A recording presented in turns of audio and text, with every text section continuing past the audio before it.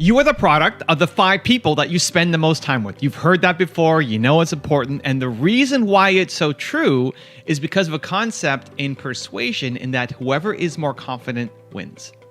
Whoever is more confident in their opinion on something, in their habits on something, is the one who wins and persuades and influences other people to join them, even without having to say anything. Just somebody being so confident in their own negativity, in their own world, and their own bad habits, without even telling you anything, you will naturally pick up on that thing and dive down that same negative rabbit hole with them. And that's the fight.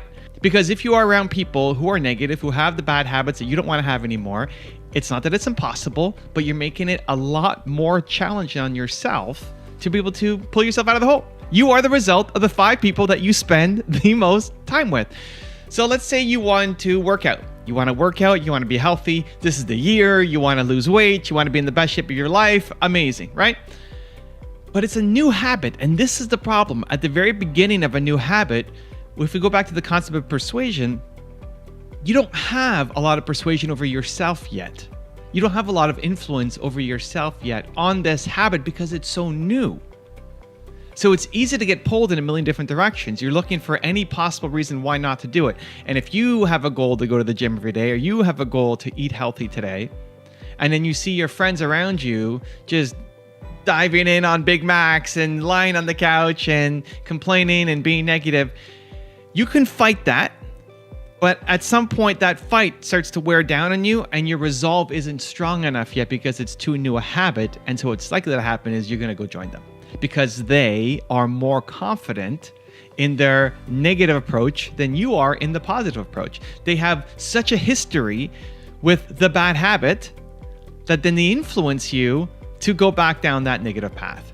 I remember hanging out with a very popular YouTuber, and he was asking, well, how do I grow even to the next step? And I love how consistent you are. He's talking about my channel, how consistent I was. And when I was with him over dinner, one of the things that I struggled with is when I travel, I usually let my diet go. You know, I'm traveling, having fun. I don't have my usual routine. And so, not that I would just smash Doritos down my face, but I would just eat whatever.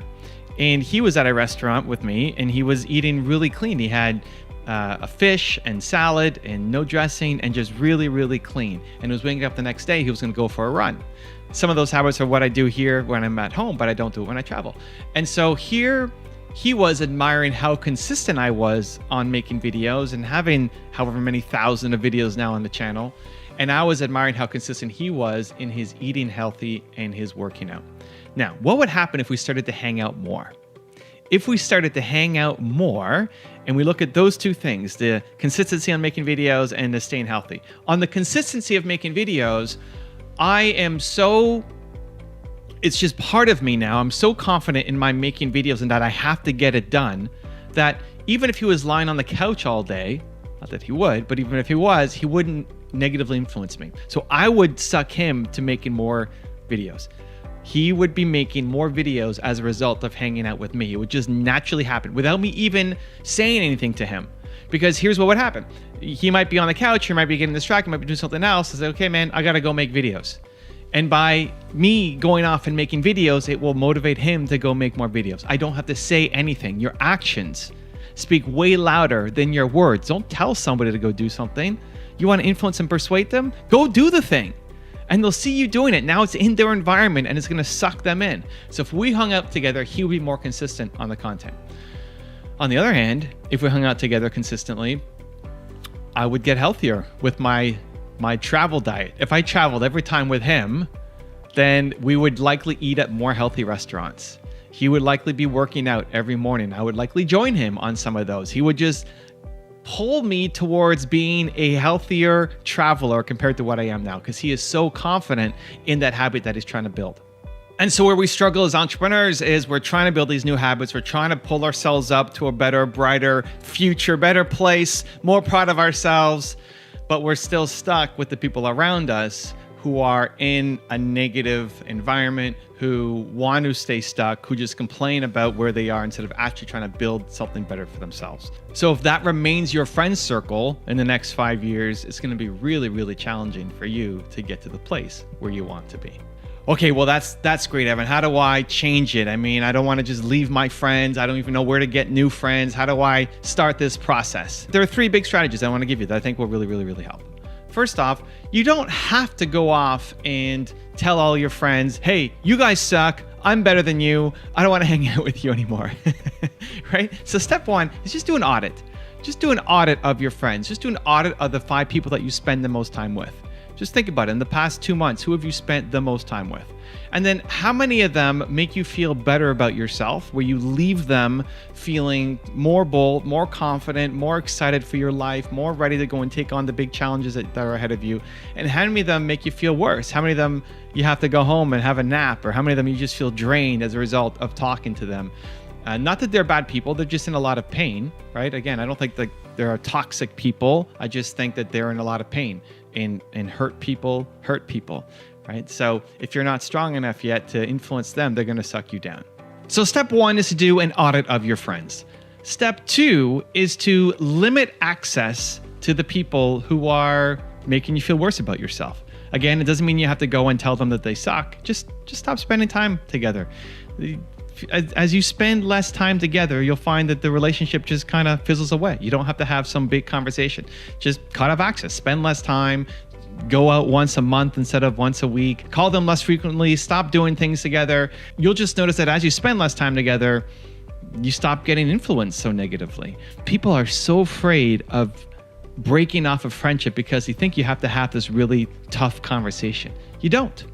You just have to spend less time with them. Just look at your calendar, see how often you usually spend, and your goal for next month is to spend half the amount of time or a quarter of the amount of time that you spent with them as last month. That's it. That's step 2. It doesn't have to be some big break, doesn't have to be crazy scary, doesn't have to be overwhelming and massively painful. Step 3 is going to be to fill the void. So if you stop spending time with people, 2 things happen. 1, you get this void. It's like, well, who do I spend time with now? I have this extra time in my calendar. I've got these blocks. And the other thing is you start to feel lonely. You know, if you don't have that friend circle around you anymore, it's easy to feel lonely, which is maybe even worse than spending time with them. At least you have some kind of connection. We're settling for just okay relationships because we crave the connection, because you just want to have somebody around you, because it's better to be with that person than it is to be alone.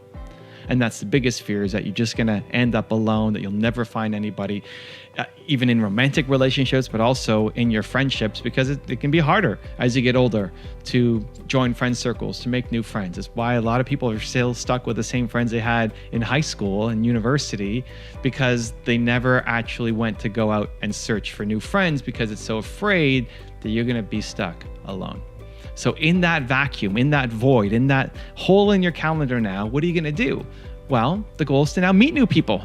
And you don't have to treat it like it's dating, it's a relationship. You just go off to the events and the people that you feel like you might have a connection to. So I'm introverted, I'm shy, I am not a people person, I hate networking events, I hate small talk.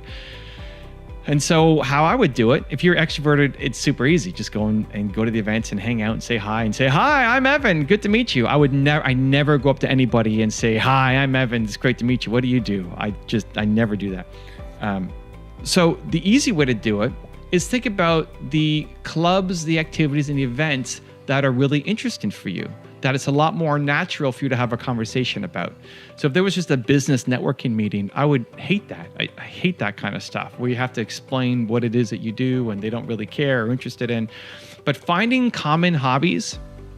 So for me, I would pick entrepreneurship.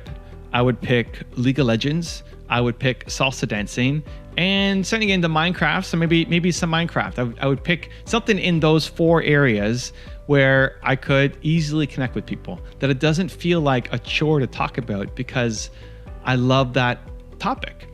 As a quick example, I was on an airplane and I was flying to Brendan Burchard's event in Puerto Rico. And so I was one of 2 external speakers coming in to speak at the event. And this is his high-level mastermind. These are people who are paying $30,000 to $50,000 to be in that room. And I'm flying down there, and I'm in business class. There's only one person next to me, and he's trying to strike up a conversation, and I just don't like it. He's like, "So, where are you going?" Like, well, You're going to Puerto Rico. Like, where are you coming from? I'm from Toronto, and he was coming up from Vancouver. And I hate the small talk, right? I hate the small talk. And so I think he kind of noticed after a couple tries that I wasn't really interested in talking to him. I didn't mean to be rude. It doesn't fulfill me. I'd rather just be by myself and alone and focus on what I need to talk about. And so we're flying down there.